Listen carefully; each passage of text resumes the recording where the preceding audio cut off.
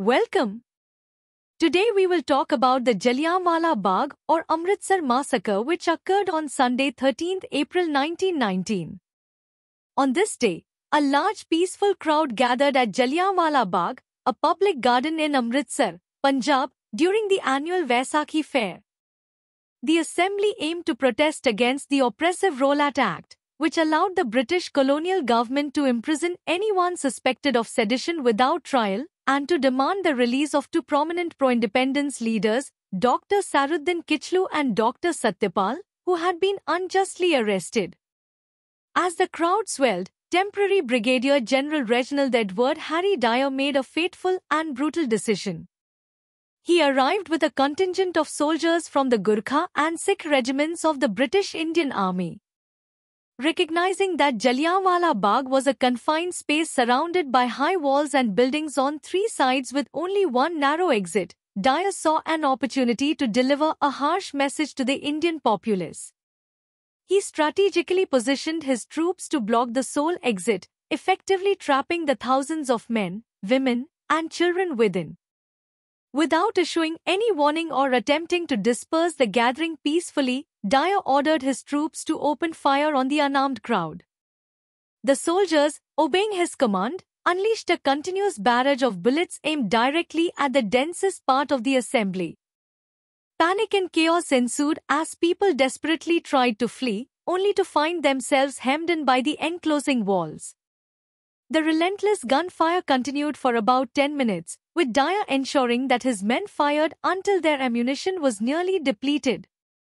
The massacre resulted in an appalling loss of life. Official British estimates reported 379 dead, but Indian sources and other investigations suggested that the actual number of fatalities could be as high as 1,500 or more. Additionally, over 1,200 individuals were injured, many of them severely, with 192 suffering critical injuries.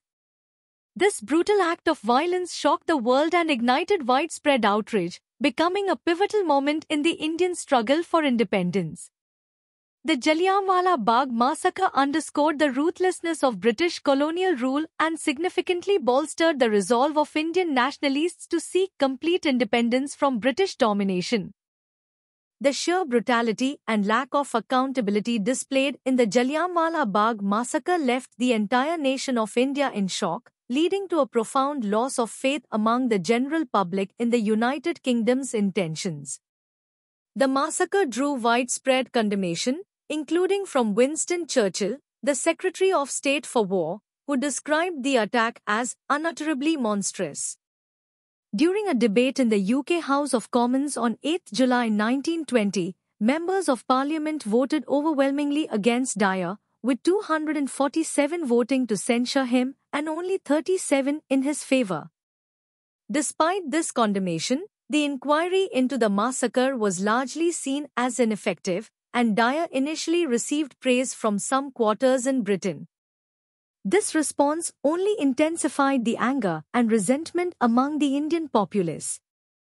The outrage over the massacre and the subsequent handling of the inquiry played a significant role in fueling the non-cooperation movement of 1920 to 1922, a pivotal campaign of civil disobedience against British rule led by Mahatma Gandhi. Many historians view the Jallianwala Bagh massacre as a critical turning point in the struggle for Indian independence, marking a decisive step towards the eventual end of British rule in India. The episode highlighted the oppressive nature of colonial governance and galvanized Indian resistance, strengthening the resolve for self-determination and freedom. So let us take a step back and explore the world events that ultimately led to this massacre. This event is also personally significant for me because it was the catalyst for my great-grandfather to join the Indian freedom movement, but we will get to that later in the video. During World War I, British India significantly supported the British war effort by supplying men and resources. Millions of Indian soldiers and laborers served valiantly in Europe, Africa, and the Middle East. The Indian administration and various princely states contributed substantial quantities of food, money, and ammunition to aid the British in the First World War. Despite this support, regions like Bengal and Punjab were hotbeds of anti-colonial activities. Revolutionary attacks in Bengal, increasingly linked with disturbances in Punjab, nearly crippled regional administration. Among the various plots hatched by Indian nationalists between 1914 and 1917, the most notable was a planned pan-Indian mutiny in the British Indian Army set for February 1915. This conspiracy, which involved collaboration between Indian nationalists in India, the United States, and Germany, was ultimately foiled. British intelligence successfully infiltrated the Ghadar movement, leading to the arrest of key figures. Additionally, smaller mutinies within India were swiftly suppressed. In response to these threats and to bolster the British war effort, the Defence of India Act 1915 was enacted, significantly curtailing civil and political liberties. Michael O'Dwyer, the Lieutenant Governor of Punjab, was a staunch advocate of this act, driven largely by the perceived threat from the Ghadarite activities in his province. This period of intense repression and unrest laid the groundwork for further revolutionary movements and set the stage for the escalating struggle for Indian independence. The prolonged costs of World War I, both in terms of money and manpower, were immense for India. High casualty rates, post-war inflation, heavy taxation, the deadly 1918 flu pandemic, and trade disruptions escalated human suffering across the country. This hardship reignited pre-war nationalist sentiments, unifying moderate and extremist factions of the Indian National Congress. In 1916, the Congress successfully brokered the Lucknow Pact, a temporary alliance with the All India Muslim League, signaling a unified front for self-rule. In response to the rising demand for political reform, the British government introduced the Montagu-Chelmsford Reforms in 1917, which marked the first steps towards political change in India. However, these reforms were considered inadequate by the Indian political movement. During this period, Mahatma Gandhi, who had recently returned to India, began to emerge as a charismatic leader, spearheading civil disobedience movements that rapidly gained traction. The recently crushed Ghadar conspiracy and ongoing revolutionary movements in Punjab and Bengal led to heightened fears of sedition. In 1918, the British appointed a sedition committee chaired by Sidney Rowlatt to investigate German and Bolshevik links to these militant movements. Based on the committee's recommendations, the Rowlatt Act was enacted in 1919, extending wartime measures to suppress civil liberties. The passage of the Rowlatt Act triggered widespread political unrest. This turbulent period marked a significant escalation in India's struggle for independence, with Gandhi's leadership and the unyielding spirit of the populace pushing the movement to new heights. In early April 1919, the situation in Punjab was rapidly deteriorating, with railways, telegraph lines, and communication systems being disrupted. By the first week of April, the unrest peaked, with reports suggesting that nearly 20,000 people filled the streets of Lahore's Anarkali Bazaar. Many Indian Army officers feared a possible revolt and prepared for the worst. Lieutenant Governor of Punjab, Michael O'Dwyer, believed these disturbances were early signs of a planned, coordinated revolt reminiscent of the 1857 uprising, potentially set for May when British troops would retreat to the hills for summer. Some historians argue that the Amritsar massacre and related events were part of a deliberate plan by the Punjab administration to crush this perceived conspiracy. James Housemain du Boulay suggested that the fear of a Ghadarite uprising amid escalating tensions in Punjab directly led to the brutal British response. On April 10, 1919, a protest erupted at the residence of Miles Irving, the Deputy Commissioner of Amritsar, demanding the release of popular Indian independence movement leaders Satyapal and Saifuddin Kichlu, who had been secretly detained. Both leaders were strong advocates of Gandhi's Satyagraha movement. A military picket fired on the crowd, killing several protesters and igniting a series of violent events. Rioters responded with arson attacks on British banks, the killing of several British citizens, and assaults on 2 British women. On 11th April, Marcella Sherwood, an elderly English missionary, feared for the safety of the 600 Indian children in her care. She was on her way to close the schools and send the children home when she was attacked by a mob in a narrow street called Kuchakurichan. Local Indians, including the father of one of her pupils, rescued her, hid her from the mob, and smuggled her to the safety of Gobindgarh Fort. Enraged by the attack on Sherwood, Brigadier General Dyer visited her on 19th April. In retaliation, he issued an order requiring every Indian man using that street to crawl its entire length on their hands and knees. Dyer later justified this punishment to a British inspector. Some Indians crawl face downwards in front of their gods. I wanted them to know that a British woman is as sacred as a Hindu god and therefore they have to crawl in front of her, too. He also authorized the indiscriminate public whipping of locals who came within lathi length of a police officer. Marcella Sherwood later defended Dyer, describing him as the savior of the Punjab. On Sunday, 13th April 1919, Brigadier General Dyer, fearing a major insurrection, banned all meetings in Amritsar. However, this notice was not widely disseminated, and many villagers still innocently gathered in Jallianwala Bagh. At 9 a.m., Dyer, accompanied by city officials, announced a new pass system for entering or leaving the city, a curfew starting at 8 p.m., and a ban on public gatherings. The announcement was made in multiple languages, but many people either ignored it or learned about it too late. Local police, aware of the planned meeting through informants, alerted Dyer at 12:40 p.m. By mid-afternoon, thousands had gathered in the Jallianwala Bagh, many of whom were merely passing through after visiting the Golden Temple. Dyer ordered an airplane to fly over the Bagh and estimate the crowd size, reporting around 6,000 people, though the Hunter Commission later estimated the crowd to be between 10,000 and 20,000. Despite being aware of the gathering, Dyer and Deputy Commissioner Irving took no steps to prevent it or disperse it peacefully, a decision later heavily criticized.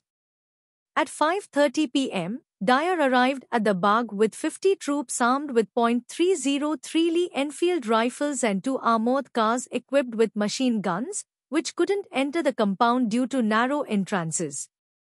The troops blocked the main exit and without warning began firing into the densest sections of the crowd, targeting those near the narrow exits where people were trying to flee. The firing lasted about 10 minutes, resulting in the deaths of men, women, elderly, and children. The massacre ceased only after the troops had expended almost all their ammunition. Dyer later admitted that his intent was not to disperse the crowd but to punish the Indians for disobedience. The next day, Dyer reported approximately 200 to 300 deaths, with his troops firing 1,650 rounds. However, the actual death toll was likely higher, with many also dying from stampedes and from jumping into a well to escape the bullets. A plaque at the site, placed after independence, notes that 120 bodies were recovered from the well. Dyer's early curfew prevented the wounded from receiving medical help, causing many to die overnight from their injuries. The number of total casualties is disputed. The following morning's newspapers quoted an erroneous initial figure of 200 casualties, offered by the Associated Press. News has been received from the Punjab that the Amritsar mob has again broken out in a violent attack against the authorities. The rebels were repulsed by the military and they suffered 200 casualties. The government of Punjab, criticized by the Hunter Commission for lacking accurate figures, only offered an approximate count of 200 deaths. However, a senior civil servant in Punjab admitted the actual number could be higher. The Hunter Commission estimated around 1,500 casualties, based on the reported 379 deaths and 3 times that number injured. Pandit Madan Mohan Malviya's investigation revealed 42 boys among the dead, the youngest being just 7 months old.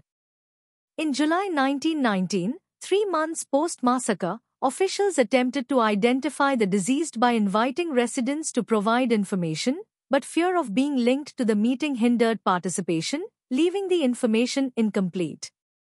Recognizing flaws in official figures, the Indian National Congress conducted its own inquiry, citing over 1,500 casualties, with around 1,000 deaths. The British government initially suppressed information, but news spread in India, sparking widespread outrage. Details of the massacre didn't reach Britain until December 1919. This event led many moderate Indians to forsake their previous loyalty to the British and embrace nationalism, becoming increasingly distrustful of British rule.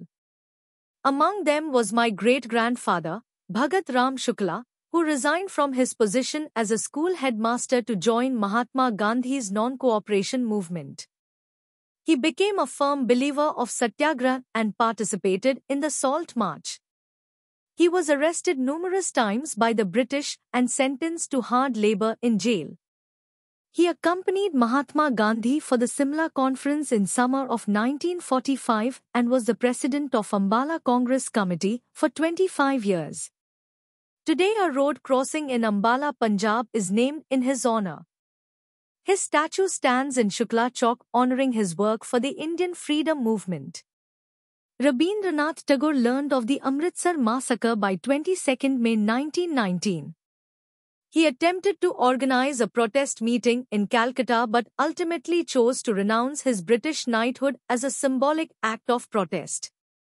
In his repudiation letter dated 31 May 1919, addressed to the Viceroy of India, Lord Chelmsford, he wrote, I wish to stand, shorn of all special distinctions, by the side of those of my countrymen who, for their so-called insignificance, are liable to suffer degradation not fit for human beings.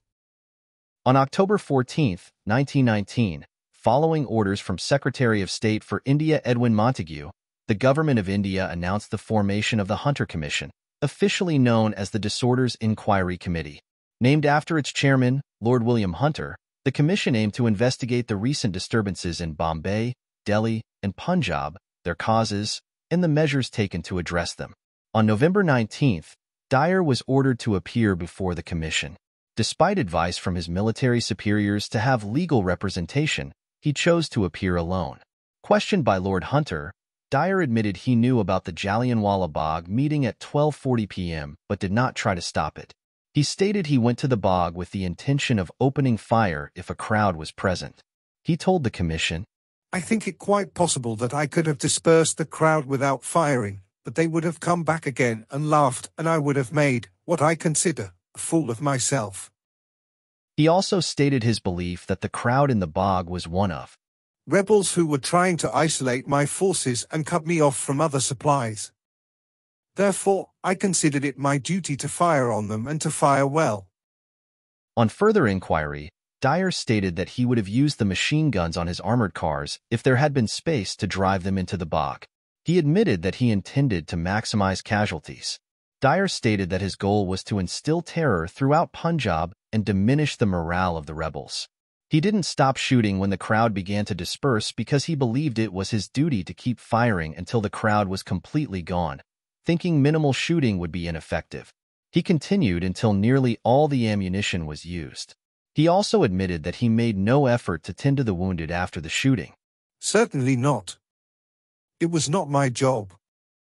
Hospitals were open and they could have gone there.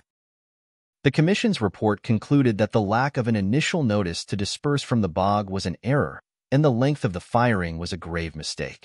It condemned Dyer's motive of creating a moral impact and noted that he had overstepped his authority. Additionally, the report found no conspiracy to overthrow British rule in Punjab. The Indian members' minority report further highlighted that the public meeting bans were poorly distributed and that innocent people were present in the crowd, with no prior violence in the Bagh. They stated that Dyer should have helped the wounded or instructed others to do so and criticized his actions as inhuman and un-British, greatly damaging the image of British rule in India. The Hunter Commission did not impose penalties because Dyer's actions were condoned by his superiors, a stance upheld by the Army Council. Although Dyer acted brutally, political reasons prevented military or legal prosecution. He was relieved of his command on March 23, and a CBE recommendation was cancelled on March 29, 1920. Reginald Dyer was subsequently removed from his post, denied promotion, and banned from employment in India. He died in 1927. In 1920, a trust was established to create a memorial at the massacre site, following a resolution by the Indian National Congress. The trust bought land for the project in 1923. American architect Benjamin Polk designed the memorial, which was inaugurated on 13 April 1961 by President Rajendra Prasad, with Jawaharlal Nehru and other leaders present. A flame was later added to the site. The bullet marks are still visible on the walls and nearby buildings. The well, where many people drowned trying to escape the bullets, is also preserved as a monument within the park. We hope you found this video informative and educational. If you enjoyed this video, please like and subscribe to our channel for more content like this. Thank you for watching.